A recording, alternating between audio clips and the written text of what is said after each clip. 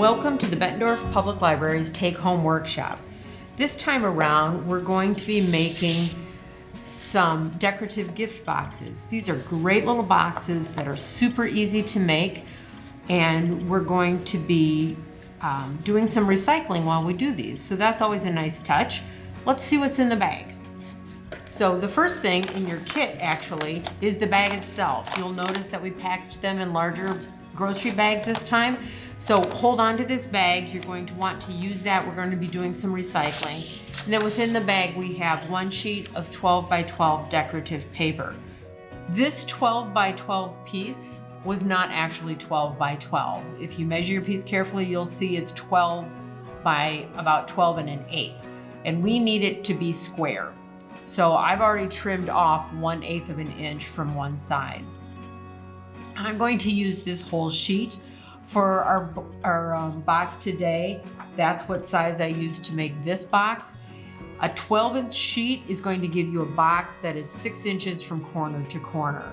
So as you're doing other boxes with other materials, you'll know roughly the size of your finished piece by knowing the dimensions of your paper. What we're going to ask you to supply: scissors, pencil, and a ruler to do some trimming. And that's all you need.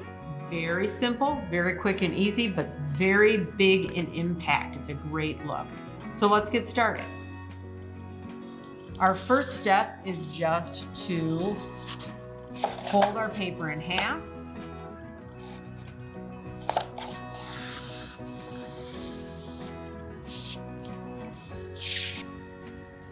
And you're going to want to make your creases pretty tight. These first two are not as crucial to be tight, but you want them straight enough. You want them tight and you want straight because you're building other folds off of these first two folds.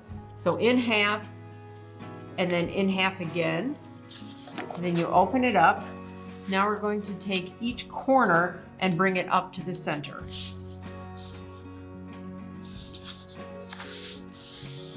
Now these ones I want to make pretty tight.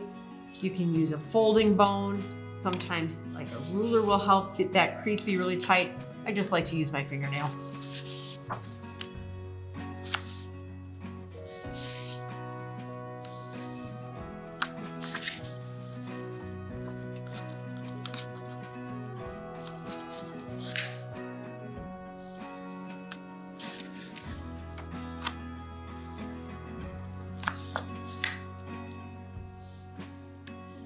Once you have the four corners done, then you're going to take each side, you're going to take the edge and bring it to the middle. So just fold it over like that. It's getting a little harder now to make these creases nice and tight because you've got several layers of paper in there, but do the best you can. We're going to do that all the way around.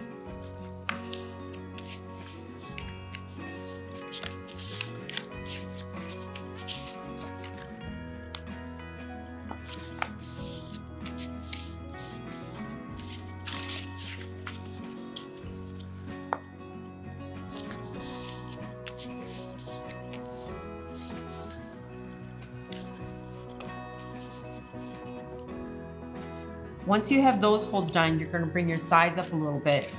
You're going to pull the top out, like that. And then you'll see your folds made a triangle here and a triangle here. I'm going to unfold this a little bit. There's a crease right here. It's kind of hard to see on the white paper. It goes right along there. And you want to fold that in.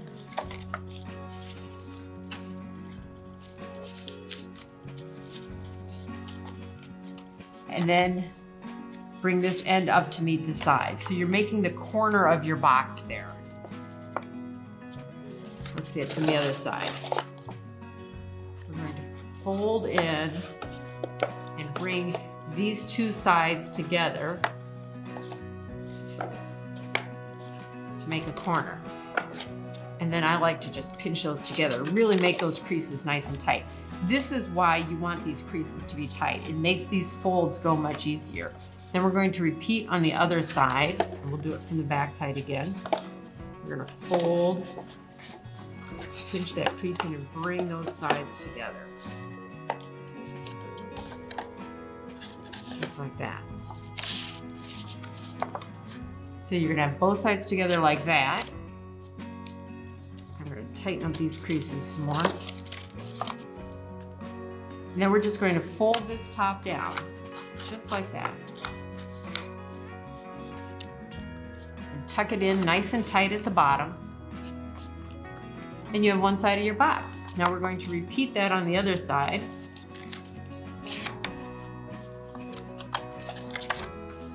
Pinch these sides in, crease them nice and tight, and bring them up like that. Fold the side down.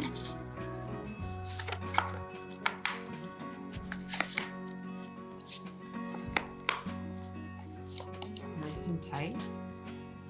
And there you go. Now, if you want, you can secure this with a little tape or a little glue, but it's really not necessary. It holds together very nicely. And there's the top of our box. Now, we're gonna make the bottom of our box. Now that we've completed the top of our box, we're ready to do our bottom. And this is where your grocery bag comes in. So I have cut a square out of my grocery bag, and I'm using the side that does not have a seam. So in this case, it's the printed side, and we'll just fold it so that the printing is on the inside. It is possible to fold a box with the side that has the seam, but it is more difficult because the seam doesn't interfere with getting tight creases in some spots. So try and use the side that does not have the crease. Now, since this is going to be the bottom of the box and we want it to fit nicely inside the top of the box, we're making it a little bit smaller. So in this case, we're doing a 1/2 inch smaller. So instead of a 12 by 12 sheet, I cut this down to an 11 by 11 sheet. And other than that, we're doing the exact same thing. Folding in half both directions. Then we're going to take the corners up to the center.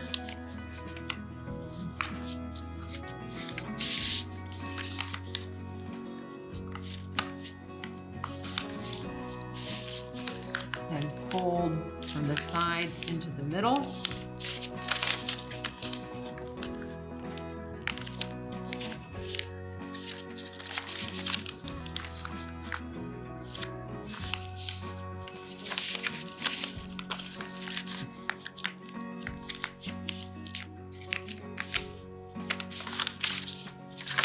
And then we're going to bring the ends up.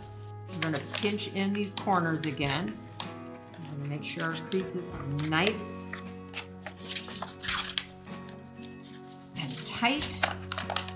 And bring those in.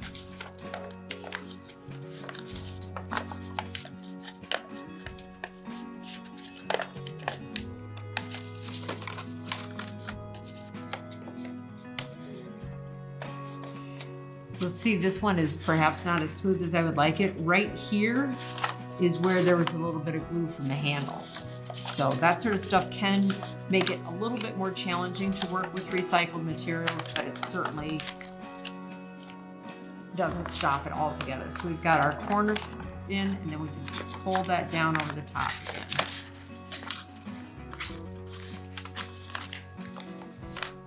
Tighten up those creases. And then do the same thing on the other end.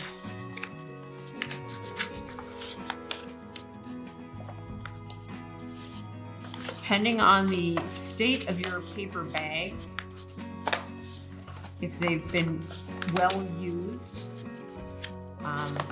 you might have some additional folds or creases or something in there, but again, just take your time, be patient, and it will work out. So we've got those folded up there.